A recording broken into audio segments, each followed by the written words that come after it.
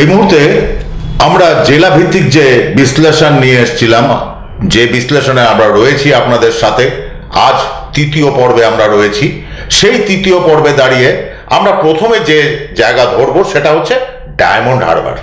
আর সেই ডায়মন্ড হারবারে কিন্তু জনগণ বলছে তৃণমূল।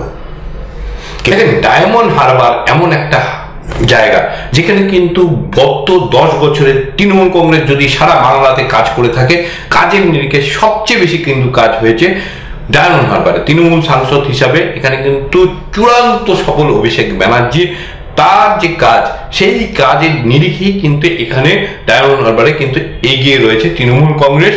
যদি এই কেন্দ্রে এমন কোনো প্রার্থী চয়ন করা হয়, যদিও কিন্তু সেই সম্ভাবনা আমি দেখছি না। অনেকেই মনে করছেন প্রাক্তন বিচারপতি অভিজিৎ গাঙ্গুলিকে এই কেন্দ্রে কিন্তু প্রার্থী করা হবে এবং তিনি নিজেও কিন্তু এই আসনে লড়তে আগ্রহী। সেটা কিন্তু বিভিন্ন সাংবাদিক সম্মেলনে তিনি বলেছেন যে এই আসনে কিন্তু তিনি যদি লড়েন, তিনি এখানকার যে সিস্টেম, সেই সিস্টেমে কোনো দুর্নীতি আনতে দেবেন না এবং দুর্নীতির বিরুদ্ধে তিনি লড়বেন এবং কোনো ভোটের সময় কোনো দুর্নীতি তিনি বরদাস্ত করবেন না এবং এখানে কিন্তু তিনি খেলা দেখাবেন। তিনি কিন্তু জয়লাভের ব্যাপারে আশাবাদী। যদি অভিজিৎ গঙ্গোপাধ্যায় এখানে প্রার্থী না হন, একই ধরনের হুঙ্কার কিন্তু দিয়ে রেখেছেন আইএসএফ এর যিনি সর্বময় নেতা, যদি আমি বলি তাহলে নৌশাদ সিদ্দিকী। তিনিও কিন্তু বলেছেন এখানে কিন্তু তিনি একটা শিক্ষা দেবেন, কারণ তার কিন্তু একটা ক্ষোভ রয়েছে। তাকে দীর্ঘদিন কিন্তু জেল বন্দি অবস্থায় রাখা হয়েছিল আন্দোলন সংগঠিত করার অপরাধে। সুতরাং এই যে বিষয়টি, এই বিষয়টিকে যদি আমরা দূরে সরিয়ে রাখি, এখানে কিন্তু তৃণমূল কংগ্রেসের জয়লাভের সম্ভাবনা অত্যন্ত প্রবল। আমরা জানি যে এটি আগে কিন্তু তৃণমূলের শক্তঘাতী ছিল না। অভিষেক বন্দ্যোপাধ্যায় এখানে প্রতিদ্বন্দ্বিতা করার পর তিনি কিন্তু নিজের চেষ্টা এই আসনটিকে অত্যন্ত শক্তিশালী আসনে কিন্তু পরিবর্তন করেছে এবং প্রতি বছর কিন্তু এখানে মানুষের যে প্রভাব, সেই প্রভাব তৃণমূলের পক্ষে যায় এবং তৃণমূল কিন্তু বড় ব্যবধানে জয়লাভ এখানে করে। এবং 2024 সালের নির্বাচনে যদি এখানে সেই ধরনের কোনো পরিস্থিতি না হয়, তাহলে অভিষেকের জয়ের সম্ভাবনা এখানে 100%। আমরা চলে আসছি যাদবপুর, যেখানে নাকি মানুষের রায় বলছে বাম কংগ্রেস জোট। দেখেন, যাদবপুর কেন্দ্র কিন্তু অত্যন্ত একটা গুরুত্বপূর্ণ কেন্দ্র এবং এই কেন্দ্রে একাধিকবার কিন্তু দেখা গেছে যে উলটপুরাণ কিন্তু হয়েছে। এবং এই যে আসন, এই আসনে আমরা জানি জলপাইগুড়ির মেয়ে মিমি চক্রবর্তী, তিনি কিন্তু এই আসনে প্রতিদ্বন্দ্বিতা করেছিলেন বিগত নির্বাচনে এবং তিনি জয়লাভ করেছিলেন। মিমি যে হিসাব দিয়েছেন সেখানে কিন্তু দেখা যাচ্ছে তিনি প্রচুর কাজ করেছেন। অন্তত লোকসভার যে কাজ হয় সেই কাজের নিরিখে কিন্তু তৃণমূল কংগ্রেস এবার মিমিকে কিন্তু সেখানে প্রার্থী করেনি। যদিও আমরা দেখেছি কিছুদিন আগে তিনি নবান্নে গিয়ে মমতা ব্যানার্জিকে বলে এসেছেন যে আমি এবার প্রতিদ্বন্দ্বিতা করতে চাই না, আমি সক্রিয় রাজনীতি থেকে তিনি বিদায় নেওয়ার একটা কিন্তু ঘোষণা আগেই করে দিয়েছিলেন। তবে এবার যদি আমরা দেখি তাহলে দেখতে পাবো, আপনি যদি দেখেন 2021 সালের নির্বাচনের পর প্রথম যে 2021 সালের নির্বাচনের পর অর্থাৎ 2021 সালের নির্বাচনে যেই নির্বাচনের ভোট গণনায় ব্যাপক কারচুপির অভিযোগ কিন্তু উঠছিল এবং সর্বপ্রথম সুবল বসুরায় আমি প্রথম কিন্তু বিভিন্ন অভিযোগ আনতে শুরু করি এবং মনে করি আমার পর্যবেক্ষণে ধরা পড়ে যে এবারের যে নির্বাচন বিধানসভায় হয়েছে সেই বিধানসভায় ব্যাপক গণনায় কারচুপির হচ্ছে এবং সেই নিয়ে কিন্তু আমি আলোকপাত করি। এবং আপনারা যদি দেখেন তার কিছুদিনের মধ্যেই কিন্তু প্রথম যে ভুয়ো আইএস অফিসার ধরা পড়ে সেটা কিন্তু মিমি চক্রবর্তীর জন্যই ধরা পড়ে। কেন, একটা আমরা দেখতে পেয়েছি স্বাস্থ্য শিবির হয়েছিল, সেখানে কি কি কাণ্ড ঘটেছিল এবং দেবাঞ্জন দেব প্রথম কিন্তু ব্যক্তি যিনি কিন্তু ভুয়ো অফিসার ধরা পড়েছিল এবং পরবর্তীতে অনেকেই বলতে শুরু করেন যে না, তাহলে তো এই সব ভুয়ো অফিসার দিয়ে হয়তো গণনায় কারচুপি করা হয়েছে, গণনায় যদি এই ভুয়ো অফিসার। কিন্তু প্রথম যিনি ধরিয়ে দিয়েছিলেন তার নাম কিন্তু মিমি চক্রবর্তী।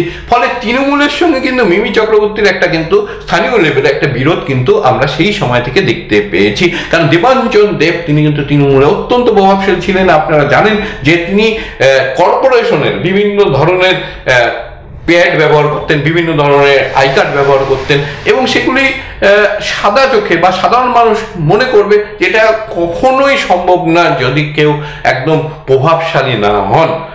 সুতরাং তিনি একদম অফিস বানিয়ে কিন্তু এগুলো কিন্তু ব্যবহার করতেন। সুতরাং মিমি চক্রবর্তী এবার কিন্তু যেহেতু প্রার্থী হচ্ছেন না, সেখানে এবার সায়নী ঘোষকে প্রার্থী করা হয়েছে। সায়নী ঘোষ অবশ্যই লড়াই ময়দানে থাকেন, কিন্তু বিগত নির্বাচনে তিনি কিন্তু হেরে গিয়েছিলেন, আপনারা জানেন যে বিধানসভা নির্বাচনে। সুতরাং এই যাদবপুর কেন্দ্রে যদি কংগ্রেস বামফ্রন্ট ভালো প্রার্থী দেয়, মানুষের যে আমি জনাদেশ বা মতামত আমি দেখতে পাচ্ছি, তাহলে কিন্তু এই আসন এবার হাতছাড়া হতে পারে। এমনকি এমন একটা ঘটনা কিন্তু ঘটতে পারে, যদি তৃণমূল কংগ্রেস বামফ্রন্টের ভোট কেটে নেয় সায়নী ঘোষ কাটতে সময়, সেখানে কিন্তু বিজেপির যিনি প্রার্থী রয়েছেন তিনিও খুব শিক্ষিত প্রার্থী এবং সৎ ব্যক্তি বলে পরিচিত, ফলে তিনিও কিন্তু এখানে জয়লাভের একটা সম্ভাবনা থাকছে। কিন্তু এই কেন্দ্রে তৃণমূল কংগ্রেসের কোনো সম্ভাবনা আমি অন্তত দেখতে পাচ্ছি না। তো আমরা চলে আসি এবার দক্ষিণ কলকাতা, যেখানে নাকি মানুষ বলছে তৃণমূল চলে আসছে। দেখেন, কলকাতা যখনই আমরা যাই তখন দেখা যাবে যে কলকাতাটা তৃণমূল গায়ের শক্ত ঘাটে। সে আপনি কলকাতা বা বৃহত্তর কলকাতা যদি বলি, তাহলে একদম বারাসত, দমদম থেকে শুরু করে উত্তর কলকাতা, দক্ষিণ কলকাতা, মানে টোটাল জায়গাটাই আমরা যদি দেখি তাহলে দেখতে পাবো সমগ্র জায়গাতে কিন্তু তৃণমূল কংগ্রেসের যথেষ্ট প্রভাব রয়েছে। এবং উত্তর কলকাতা, দক্ষিণ কলকাতা তৃণমূলের ঘাটে, সেই দক্ষিণ কলকাতা তৃণমূল কংগ্রেস জয়লাভ পাবে, এটাই কিন্তু স্বাভাবিক ঘটনা এবং সেই ঘটনাই সম্ভবত ঘটতে চলেছে। তো এবার আমরা চলে আসছি উত্তর কলকাতা, কিন্তু সেই উত্তর কলকাতা কিন্তু বলছে যে এবার হয়তো বিজেপি আসতে চলেছে। এইখানে কিন্তু একটা মজা কিন্তু লুকিয়ে রয়েছে। উত্তর কলকাতায় সুদীপ বন্দ্যোপাধ্যায়, যাকে নিয়ে কিন্তু একটা তীব্র বিতর্ক সৃষ্টি হয়েছিল। আপনি জানেন যে তৃণমূলের মুখপাত্র কুণাল ঘোষ তিনিও কিন্তু দাবি করেছিলেন এবং তার বয়সও হয়ে গেছে, সুতরাং তিনি মানুষকে সময় দিতে পারছেন না, বিভিন্ন কর্মীদের দূরে সরিয়ে রাখেন, এমনটা একটা অভিযোগ উঠেছিল। একই অভিযোগ কিন্তু আমরা দেখেছি তাপস রায়, তিনি তৃণমূলের বিধায়ক ছিলেন, তিনিও কিন্তু অভিযোগ করেছিলেন এবং তিনি কিন্তু অভিযোগ করে ক্ষান্ত হননি। তিনি তৃণমূল কংগ্রেসের কিন্তু সমস্ত পদ থেকে প্রথমে পদত্যাগ করেন এবং পরবর্তীতে তিনি স্পিকারকে কিন্তু বিধানসভায় যে তার সদস্য পদ বিধায়ক হিসাবে সেটাও কিন্তু তিনি ইস্তফা দিয়ে বিজেপিতে যোগদান করেছেন এবং উত্তর কলকাতাতে স্বাভাবিকভাবে বিজেপির প্রার্থী হতে চলেছেন তাপস রায়। এবং তাপস রায় কিন্তু এখানে অত্যন্ত প্রভাবশালী ব্যক্তি, তার জনপ্রিয়তা অত্যন্ত রয়েছে। সুতরাং এই আসনে তাপস রায় যদি বিজেপির প্রার্থী হন, তাহলে মনে হচ্ছে আড্ডাআড্ডি লড়াই হবে সুদীপ ব্যানার্জির সঙ্গে এবং সুদীপ ব্যানার্জি অনেকটাই পিছনে থাকবেন, যেহেতু তৃণমূলের মধ্যে অনেক মানুষ, বিশেষত ইয়াং ব্রিগেড, সুদীপ বন্দ্যোপাধ্যায়কে কিন্তু পছন্দ করেন না। সুতরাং সুদীপ বন্দ্যোপাধ্যায় এখানে এবার সম্ভবত হেরে যাচ্ছেন। এবার আমরা চলে আসছি হাওড়া, সেই হাওড়ায়ও কিন্তু মানুষের মতামত তৃণমূল আসতে চলেছে। একদম, আমরা যদি দেখি তাহলে দেখতে পাবো যে তৃণমূল কংগ্রেস কিন্তু হাওড়ায় বরাবরই তাদের কিন্তু একটা শক্তি রয়েছে এবং হাওড়াতে প্রচুর সংখ্যালঘু মানুষের বাস রয়েছে। সুতরাং হাওড়া কেন্দ্রটি কিন্তু তৃণমূলের পাওয়ার কথাই এবং বিগত দিনেও তৃণমূল কংগ্রেসের ছিল। যদি আমরা দেখি বিগত এই 2-3 বছরের মধ্যে, বিশেষত 2021 সালের নির্বাচনের পর, তাহলে কিন্তু আমরা দেখতে পাবো তৃণমূলের বিভিন্ন ইস্যুতে কিন্তু ব্যাকফুটে চলে যাচ্ছে তৃণমূল।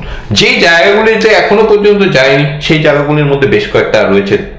আমরা যদি দেখি বৃহত্তর কলকাতা এবং সেই সঙ্গে কলকাতা সংলগ্ন হাওড়াতে। তবে বিজেপি এবার কিন্তু এই যে হাওড়াতে কিন্তু ভালো একটা লড়াই দেবে। সেই সঙ্গে বাম, কংগ্রেস, আইএসএফ জোট, তারা কিন্তু যদি সংখ্যালঘু ভোটে একটা প্রভাব ফেলে তাহলে কিন্তু আরো মুখরোচক একটা লড়াই হবে। কিন্তু শেষ মুহূর্তে আমার এখনো পর্যন্ত যে পর্যবেক্ষণ রয়েছে, সেই পর্যবেক্ষণে হাওড়া আসনটি তৃণমূল কংগ্রেস ধরে রাখতে পারবে এবং এই আসনটি তৃণমূল কংগ্রেস যদি ধরে রাখতে পারে তাহলে কিন্তু আমরা দেখতে পাবো যে আমি উত্তর কলকাতা যদি বিজেপিকে দিয়ে রেখেছি, অর্থাৎ 10+1 11, এবং অন্যদিকে তৃণমূল কংগ্রেস কিন্তু এই আসনটি ধরলে, হাওড়া আসন ধরলে 10-এ কিন্তু পৌঁছে গেল এবং মাত্র একটি আসনে কিন্তু আমার যে পর্যবেক্ষণ সেখানে কিন্তু এখনো পর্যন্ত পিছিয়ে রয়েছে। চলে আসছি উলুবেড়িয়া, যেখানেও নাকি মানুষের রায় বলছে তৃণমূল। উলুবেড়িয়া আসনে কিন্তু তৃণমূল কংগ্রেস বরাবরই শক্তিশালী এবং এই আসনে তৃণমূল কংগ্রেস এবারও যে জয়লাভ করবে এই আভাসই কিন্তু আমরা পাচ্ছি মানুষের মতামতে, এবং তার ফলে যেটা দাঁড়াচ্ছে সেটা হচ্ছে একদম 11-11তে কিন্তু লড়াই হয়ে যাচ্ছে। আমাদের যে এখনো পর্যন্ত পর্যবেক্ষণ রয়েছে তাতে কিন্তু আমরা দেখতে পাচ্ছি যে 26টি আসনের ফলাফল এখনো পর্যন্ত আমরা পূর্বাভাস দিতে পারলাম। তাতে দেখা যাচ্ছে 11টি আসনে কিন্তু তৃণমূল কংগ্রেস এগিয়ে রয়েছে, 11টি আসনে কিন্তু ভারতীয় জনতা পার্টি এগিয়ে রয়েছে, 4টি আসনে কিন্তু এবার জোট কংগ্রেস, বামফ্রন্ট এবং আইএসএফ জোট তারা কিন্তু এগিয়ে রয়েছে। অর্থাৎ লোকসভার যে নির্বাচন 2024 হবে, এই নির্বাচন কিন্তু অত্যন্ত আকর্ষণীয় একটা নির্বাচন কিন্তু হতে যাচ্ছে। অর্থাৎ গতবারের থেকে ভালো ফলাফলের দিকে যেতে চলেছে কিন্তু কংগ্রেস, আইএসএফ এবং বাম জোট, যদি তাদের মধ্যে জোটবদ্ধ অবস্থায় লড়াই হয়। অন্যদিকে ভারতীয় জনতা পার্টি, যেখানে মনে করা হচ্ছিল এবং বিভিন্ন সমীক্ষাতে কিন্তু উঠে আসছিল যে বামফ্রন্ট কংগ্রেস ভালো ফল করবে, কিন্তু বিজেপি এবার 5-6টির বেশি আসন পাবে না। কিন্তু ইতিমধ্যে 26টি আসনে আমরা দেখতে পাচ্ছি যে আমাদের যে সমীক্ষা তাতে কিন্তু ভারতীয় জনতা পার্টি 11টা আসনে জয়লাভ করছে এবং তৃণমূলকে কিন্তু একদম সামনাসামনি টক্কর দিচ্ছে। তো উলুবেড়িয়ার পর এবার চলে আসছি আমরা শ্রীরামপুর। সেখানেও কিন্তু মানুষের রায় বলছে আসতে চলেছে তৃণমূল।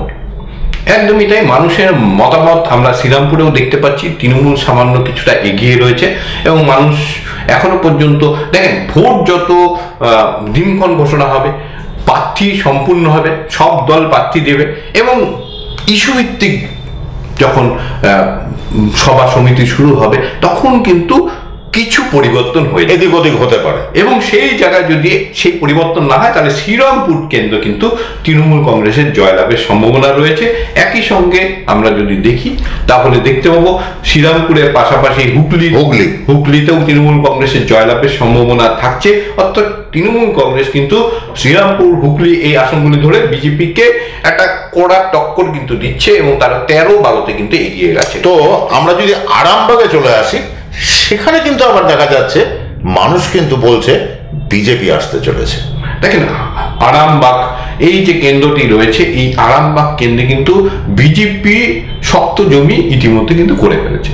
ফলে মানুষের মনে এখন বিজেপি একটা জায়গা করে নিয়েছে এবং তারই ফলে মনে হচ্ছে যে এই কেন্দ্রে এবার কিন্তু ভারতীয় জনতা পার্টি একটা চমক দেবে। তা আরামবাগ শুধু নয়, পাশাপাশি যদি আমরা তার পরবর্তীতে তামলুক, কাথি এই দুটো জায়গায় আসি, সেখানেকারও কিন্তু মানুষ বলছে যে বিজেপি আসতে চলেছে।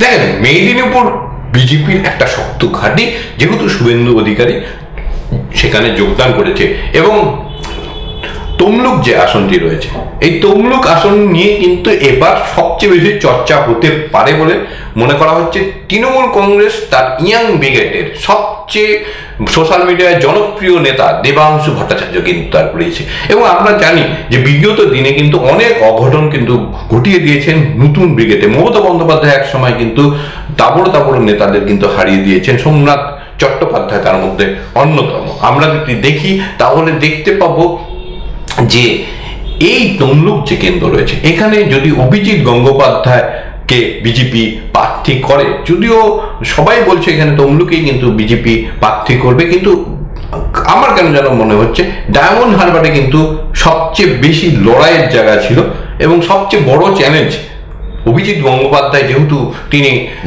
বিচারপতি প্রধান, মানে তিনি হাইকোর্টের বিচারপতির পদ ছেড়ে দিয়ে লড়াই করছেন, তাকে এমন জায়গায় লড়াইয়ে দেওয়া উচিত যেখানে কিন্তু সমানে সমানে টক্কর হবে। সুতরাং তমলুকে যদি অভিজিৎ গাঙ্গুলি সেখানে প্রতিদ্বন্দ্বিতা করেন, তিনি এগিয়ে থেকে শুরু করবেন, কিন্তু যদি তাকে ডায়মন্ড হারবারে দেওয়া হতো তাহলে মনে হয় আরো খেলা জমে যেত। কিন্তু এই আসলে ভারতীয় জনতা পার্টির একটা শক্ত ঘাঁটি এবং ভারতীয় জনতা পার্টি এখানে সহজেই জয়লাভ করবে। তো আমরা চলে আসছি ঘাটাল। যে ঘাটাল বলছে তৃণমূল এবারও জয়লাভ করবে। দেখেন, ঘাটালের আগে আমি অবশ্যই কাথি কেন্দ্র নিয়ে আলোচনা করব। কাথি কেন্দ্রটি এবার কিন্তু বিজেপির দখলে যেতে চলেছে। অর্থাৎ আমরা যদি দেখি তাহলে দেখতে পাবো যে এই যে কাথি, এই কাথি কেন্দ্রটি নিয়েও কিন্তু অনেক কিন্তু একটা ঘটনাক্রম আমরা দেখতে পাবো, বিভিন্ন ধরনের প্রচার দেখতে পাবো। কেন, ঘাটি, তমলুক এই যে কেন্দ্রগুলি রয়েছে, এই কেন্দ্রগুলি শুভেন্দু অধিকারীর ঘাটি। এই ঘাটিতে অধিকারী পরিবারকে এখান থেকে সরিয়ে দেওয়ার জন্য বিভিন্ন ধরনের কিন্তু চেষ্টা তৃণমূল কংগ্রেসের পক্ষ থেকে করা হবে। অর্থাৎ তমলুক কেন্দ্রে যেমন আমরা লড়াই দেখতে পাবো, একটা কঠিন লড়াই দেখতে পাবো, প্রচুর মানুষ বা জনপ্রিয় নেতারা সেখানে কিন্তু প্রচার অভিযান করবেন, স্টার ক্যাম্পেনাররা আসবেন, একইভাবে কিন্তু কাঁথিতেও সেই ঘটনা কিন্তু ঘটবে। ফলে যেটা হবে সেটা কিন্তু কাঁথি এবং তমলুক এই দুটি আসন জয়লাভের ফলে বিজেপি কিন্তু 14 আসন এবং 13 আসনে কিন্তু এগিয়ে গেল। অর্থাৎ তৃণমূল কংগ্রেসের দখলে আমরা যে এখনো পর্যন্ত যে গণনা করলাম তাতে দেখা যাবে 13টি আসনে তৃণমূল কংগ্রেস, 14টি আসনে ভারতীয় জনতা দল, 4টি আসনে বাম কংগ্রেস জোট কিন্তু এগিয়ে রয়েছে। তো এবার চলে আসি ঘাটাল, যেখানে নাকি মানুষ বলছে তৃণমূল চলে আসছে। দেখেন, ঘাটাল যে আসনটি রয়েছে সেখানে কিন্তু অভিনেতা দেব এবং দেবের একটা জনপ্রিয়তা রয়েছে। যদিও তিনি সিনেমার সঙ্গে যুক্ত, তিনি সময় দিতে পারেন না, নিজেই দাবি করেন যে আমাকে রাজনীতি থেকে সরে গেলে আমি বেশি সুবিধাজনক জায়গায় থাকবো, হয়তো আমি মানুষকে সময়, কিন্তু মানুষ বারবার কিন্তু দেখা যাচ্ছে যে দেবকে কিন্তু সমর্থন করছে এবং জয়লাভ করছে। এখনো পর্যন্ত যে আবহাওয়া রয়েছে তাতে দেব এখানে জয়লাভের সম্ভাবনা প্রবল, যদিও বিভিন্ন ইস্যু কিন্তু এবার রয়েছে এবং সেই ইস্যুগুলি যদি বড় প্রভাব ফেলে তাহলে কিন্তু একটা বড় সড়ো অঘটনও ঘটে যেতে পারে ঘাটাল কেন্দ্রে। কারণ না, গরু যে কেলেঙ্কারি, সেই কেলেঙ্কারির সাথে কিন্তু দেব অধিকারীর একটা নাম জড়িয়ে যাচ্ছে এবং দেবের যে বিষয়টি রয়েছে সেখানে কিন্তু অনেকের মধ্যে ক্ষোভ রয়েছেন, তিনি স্থানীয় লেভেলে সময় দিতে পারেন না, এটাও তার বিপক্ষে যাচ্ছে এবং তিনি ইচ্ছা প্রকাশ ইতিমধ্যে করে ফেলেছিলেন যে তিনি ভোটে দাঁড়াতে আর ইচ্ছুক নন। সুতরাং তার মধ্যে কিন্তু একটা নেগেটিভিটি আমরা দেখতে পেয়েছি। এই নেগেটিভিটির জন্য হয়তো এবার যে কেন্দ্র, সেই কেন্দ্রে তৃণমূল কংগ্রেস এই কেন্দ্রটি এবার কিন্তু 50-50 চান্স হয়ে যাচ্ছে। তবে মানুষের এখনো পর্যন্ত যে মতামত, সেই মতামতে কিন্তু ঘাটাল কেন্দ্র জয়লাভ করছে তৃণমূল কংগ্রেস। অর্থাৎ আমরা যে 32টি আসন নিয়ে আলোচনা করলাম তার মধ্যে 14 এই যে 14 এবং 14 অর্থাৎ ট্রাই হয়ে থাকলো, মানে তৃণমূলও 14টি আসন পেতে চলেছে, বিজেপিও 14টি, অন্যদিকে 4টি আসন কিন্তু বাম কংগ্রেস জোট পেতে চলেছে। তো আমরা এতক্ষণ ছিলাম 3 নম্বর পর্বে। এই মুহূর্তে এই 3 নম্বর পর্ব পর্যন্তই কিন্তু আমরা আলোচনা করলাম।